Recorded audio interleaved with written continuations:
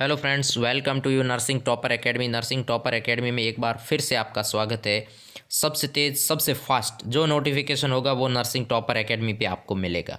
अभी आपने रिसेंट में एग्ज़ाम दिया है all India institute of medical science, जिन्होंने एग्ज़ाम करवाया है CREMS 2023। आप सब ने डिफरेंट पोस्ट के लिए अप्लाई किया था और आपने क्या दिया, एग्ज़ाम दिया, जिसके अंदर डोमेन सब्जेक्ट और नॉन डोमेन सब्जेक्ट दो पार्ट जिसमें डिवाइड किए गए थे।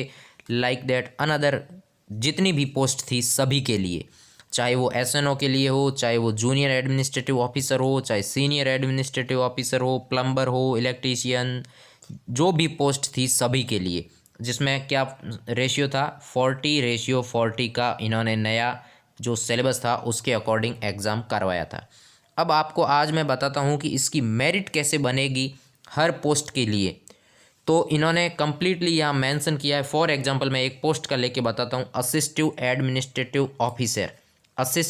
एडमिनिस्ट्रेटिव ऑफिसर, जिसका एग्ज़ाम भी सेम 18 को और 20 को हुआ। क्लियर। अब यहाँ पे आप देख सकते हो क्या है, इसमें कंप्लीट आपको इन्फॉर्मेशन मिलेगी। जैसी इस पोस्ट की मेरिट बनेगी वैसे ही अनदर जितनी भी पोस्ट थी सभी की मेरिट इसी भी हाफ पे बनेगी। 80 क्वेश्चन आए थे, 80 मार्क्स का पेपर था और सेम एज इट इज़ था। ड्यूरेशन सभी के लिए 45 मिनट था और टोटल MCQ भी कितने थे, ईच पोर्शन के अंदर 40 थे, जिसमें general intelligence, general awareness, quantitative और Hindi English language and comprehensive 10।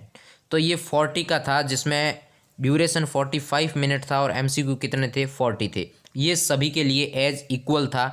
अब दूसरी बात है कि इसमें कोई भी नेगेटिव मार्किंग नहीं थी, किसी भी पोस्ट के लिए नेगेटिव मार्किंग नहीं थी।